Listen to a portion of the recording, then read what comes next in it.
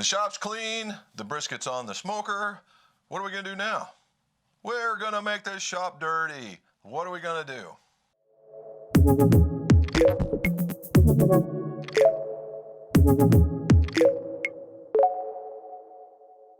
Welcome back to the Golf Shop. Jim McCleary, most award certified club maker, club fitter. If you would, like, subscribe, swing and hit that bell.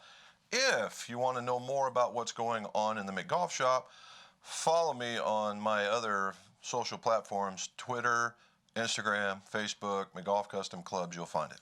All right, so how are we going to make my shop dirty again? Well, anything in club making is going to make my shop dirty. However, a couple of you guys out there have asked me how to refurbish older clubs. What do I mean by older clubs? Well, I'm going to tell you what I mean by older clubs. I mean stuff like that, older clubs.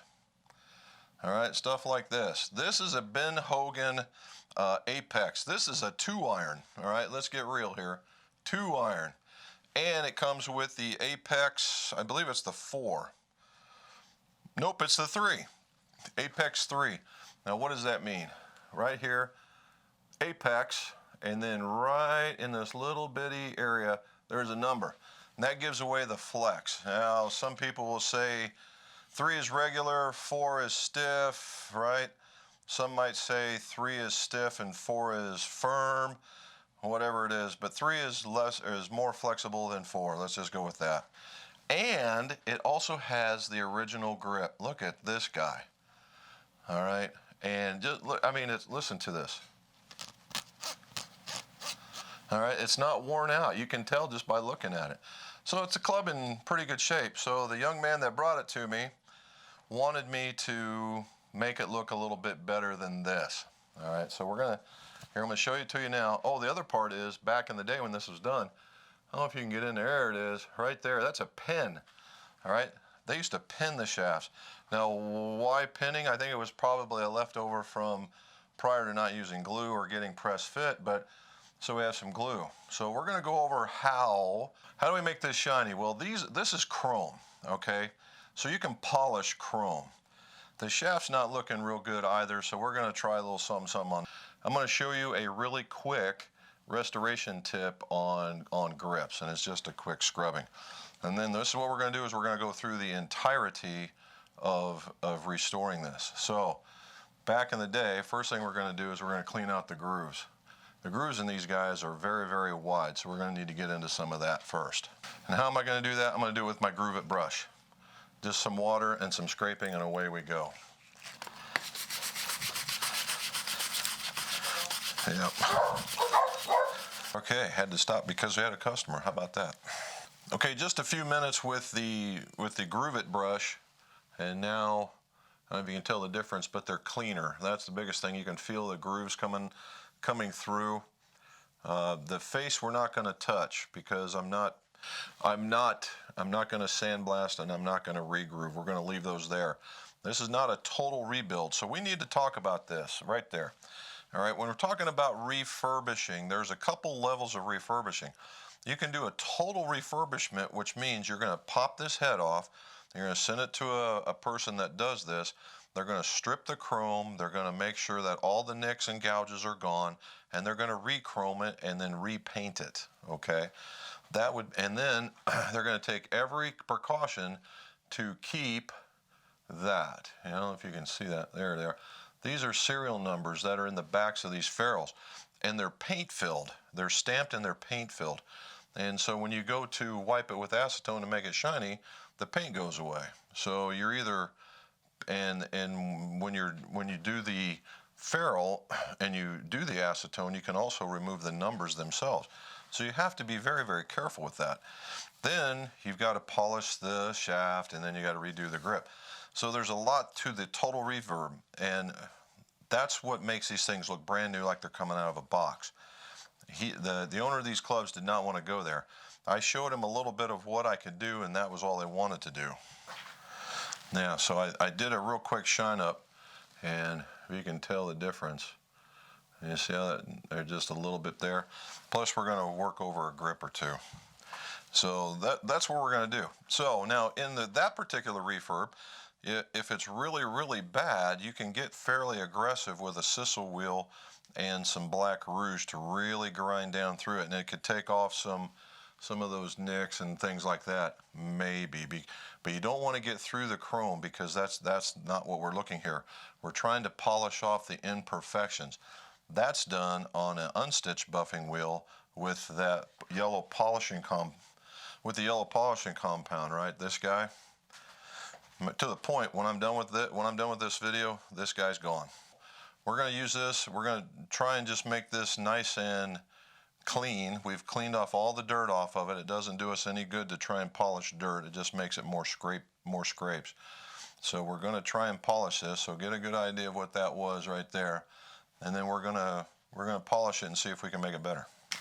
So we're going to get rid of the Groove It brush. We're going to open this up. We're going to start our fan because we want to have a little bit of downdraft. And what we're going to do is we're going to lay into this. We're always going to keep going like this until I've used it all up. And then only am I going to do this when I don't see what I like here. Now when we do this, you really want to take into account here that this is a yellow rouge or a yellow polish, and it's exactly what it sounds like. It's a yellow polish. Albeit very fine, but it's still going to polish. You don't want to lean into it too hard. Why is that? Because if you get into it, now this wheel doesn't know when to stop or doesn't, like a dual action polisher. If you were doing your car, it's going to keep going.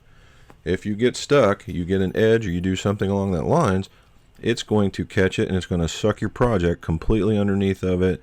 Could dent it up, could destroy it, could do a lot of different things. It could do nothing. However, chances are no.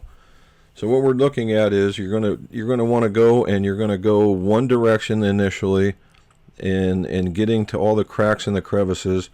One of the places that you want to try to avoid is what is in that heel area on the face side. Why is that? Well, it's because it's really, really, really tricky in order to get in there, and if you don't have the right touch, again, the project will get stuck right in there. Sometimes you can get away with it, sometimes you can't, but very experienced people are the ones that really that can get in there without, messing it up. So now we've gone one way, we've gone just like you would on a car. Now we're going both ways. It's called cross hatching, and that's to take out any streaks that you may have had in order to have a much, much better shine.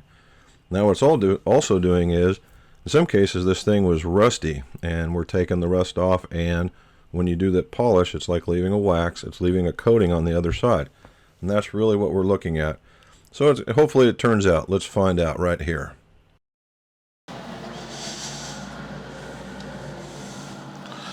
Okay, we got it all covered with the polish. Let's see how it looks when we clean it up. Alrighty, so you saw me moving it very, very slowly, and the reason why I move it slowly is so that the polisher can actually polish. And when you do that, it'll tend to build up some heat. Now, not a tremendous amount where you just can't hold it, but it will, right? And so you got to be cognizant of that too if you have some plastic parts on some other golf club parts. So let's take a look. Remember how it looked before? I don't know if you can tell any difference or not, but I'm going to have to take some before and after pictures so that you can see it. There we go. But it definitely is more shiny, to be sure, and that's basically polishing the chrome. Now, there is another thing to do, and that's using it on a sisal wheel. And I'm just going to lean onto it very lightly just to see what happens. So give me a minute. The sisal wheel is this guy right over here in the back. So what is a sisal wheel? Well, the sisal wheel basically, if nothing else, is a really tight packed straw, and it is extraordinarily hard and coarse. We use the black rouge on this because it is a little bit more, coarse as well, and I use it for shining up titanium spots and taking out the grain that could be in the chrome. And that's what we're doing. I'm in kind of a tight space, so I really, really have to watch what I'm doing.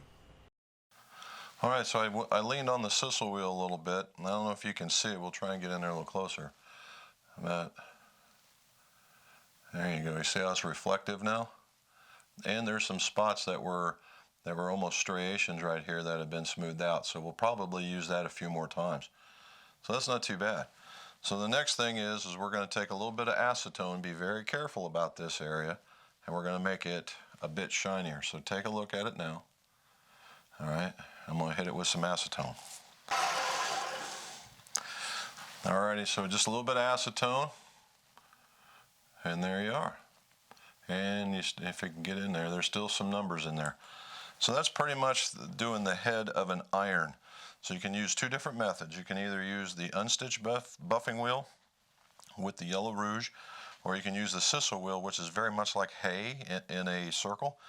And you can use the black rouge, which is a little more aggressive, but it tends to smooth out the polish or smooth out the iron a little bit more.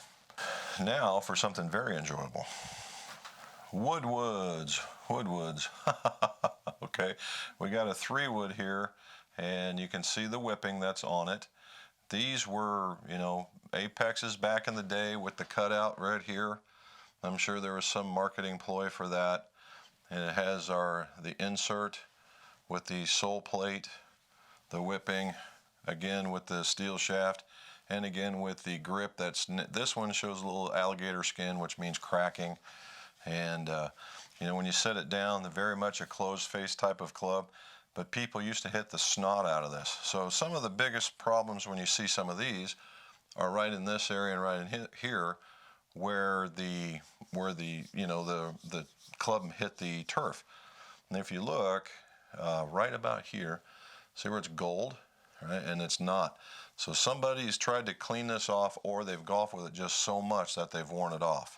Kind of give you a case in point with all the thinner that went on this. That's what it looks like now. So these are actually in really, really good shape. I'm not going to have to do too much. I'm going to try and do a little bit of a polish here. So you see what that looks like. We're going to hit it again and see what we can do. So we're back here dealing with the 3-wood, again with the wheel.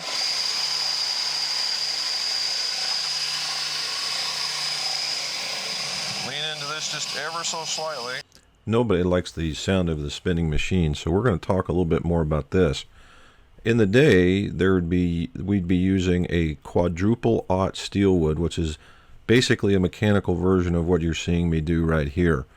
Now what I'm doing is I keep looking because the sole plate on this is a steel. Normally what it was, you take it to a duller finish, and then you would put the lacquer on the bottom, and that lacquer would give it that golder color that I showed you on the driver. Well, we don't have that, nor do I have the material to make that happen. So we're going to turn around and make it shiny, and then the polish that's on there will give it a coating that we're really wanting to have.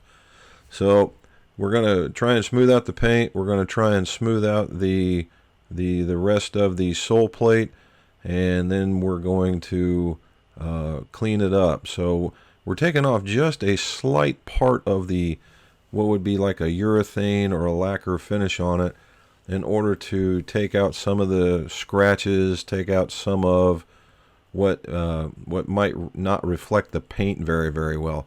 I'm being very cognizant not to lay into this thing very, very hard, because we don't want to damage it, right? And this is very, very lightweight, and that's what you're seeing here is the reason why it's so doggone black when I'm all said and done. But when it's all said and done, though, the thing looks really, really, really nice.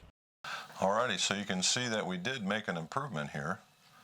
The bottom is very, very shiny now, and this was all very dull, and if you can see, we brought out more of the gold, and that's probably either aging or from the lacquer that was over top of it.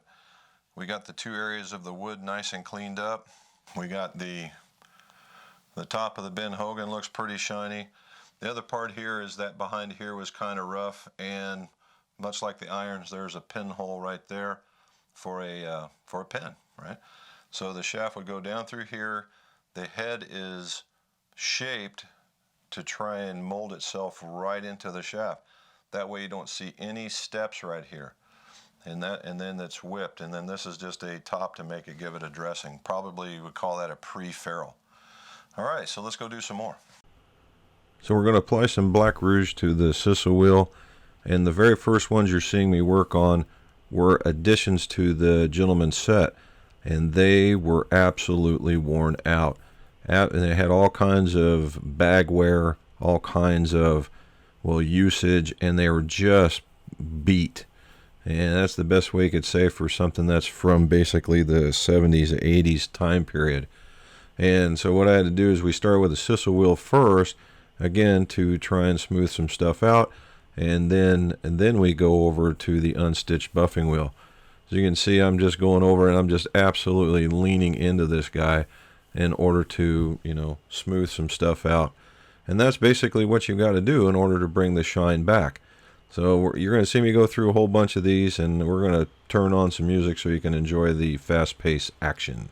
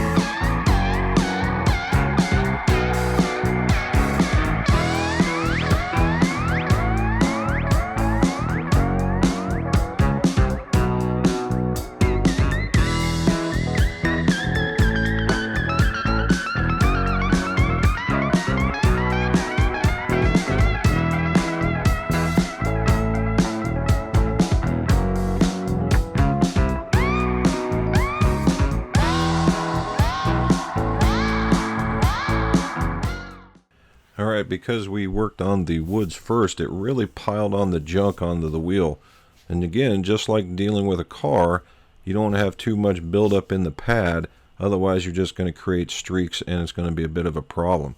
So we took off the access and then we put on a brand new set, and what you see me is working on the sand wedge, and that was one of the beat clubs that we were talking about, and just leaning into it and shining it like nobody's business.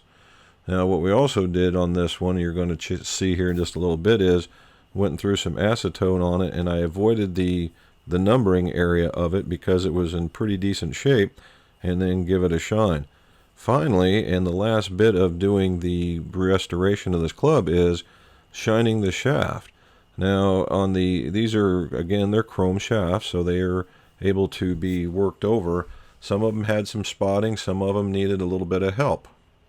As we were talking through polishing heads, polishing the shaft, and it made the unstitched buffing wheel with the polish, made short work of a lot of this. Now, in the sand wedge and some of the wedges were additive clubs, and they weren't part of the original set, and they were pretty worn. So to bring it back to kind of a shine like that, I say is pretty good. Now, we didn't necessarily acetone every single ferrule because they didn't need it, right? And all it needed was just a quick shine. Now the last thing we're off to is the grip. This thing has 3 different grips, and if you look, I believe they're from Golf Pride back in the day, but we have the green, which is reminiscent of what would have been the Victory grip, and then we have the white one, the white ribbed one with the gold inlay, right? Gold inlay. And again, it says, it's a good one, it says Hogan AMF, so that kind of gives you a date time of that. And then they have a brownish, I'm going to go with brownish gold because I've tried to scrub one and it didn't come clean. But then you have the brownish gold one. This makes way more sense because it won't show the dirt. And this is what we're onto. So how did I clean these? Now in typical fashion, what I would have done is use my, imagine all of this on here. All right, so in cleaning a regular grip, what I would have done is taken my golf towel, because it's an aggressive microfiber, got really hot water on it, and just scrubbed it to as much as I possibly can. However, these are older grips, and can I do that? Yeah, I can. However, what I'm doing is I'm looking for large pieces of dirt, and they're just not on here. Okay, so what we're trying to do is clean it to where the oils and the oils from the hands from years of being used, and some of the grooves are cleaned out. And again, what did I find to use really good? Well, this guy, right? Because of just the sheer magnitude of the bristles, and they're very, very firm. It's just real handy that it's got the squirter in it. So what we're doing here is, we'll do it from the side, is that you can see the water coming down on it. I'm just going to go all the way around just so I can show you. And then I'm going to scrape with it first to clean up. Now what this is for is just to clean the rubber. I'm trying to clean the rubber off. I get all the way around. It's got a little rubber cap on it, which is quite cool. Get all the way around with that. Clean the top off. And then what I do is I go sideways. And the sideways is to get the grooves that you saw, the pattern.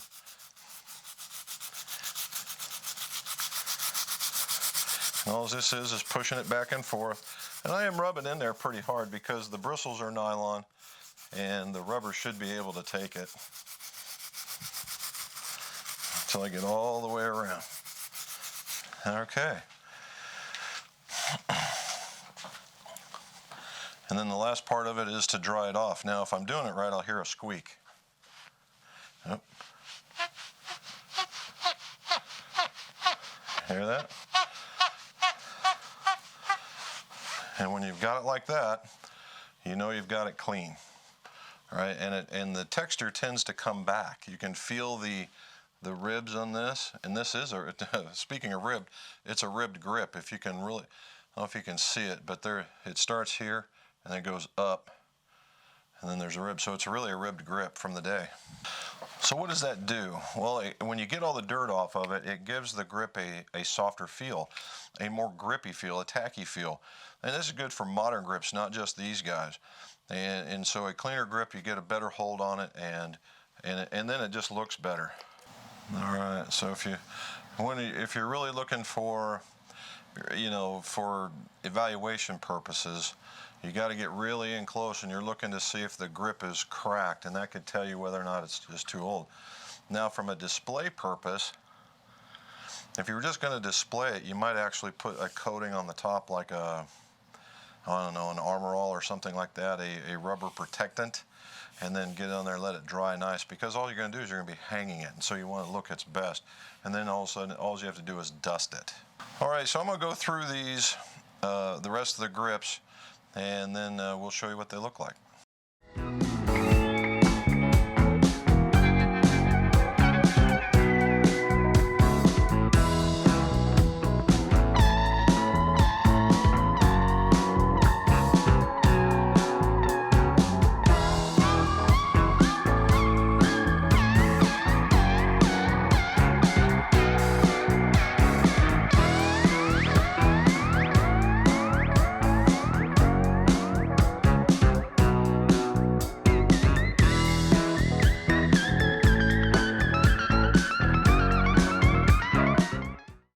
So I hope you like the restoration of the Hogans.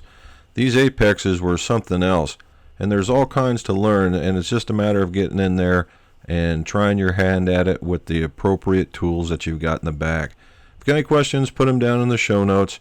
And like everything else, let's see your scores go low.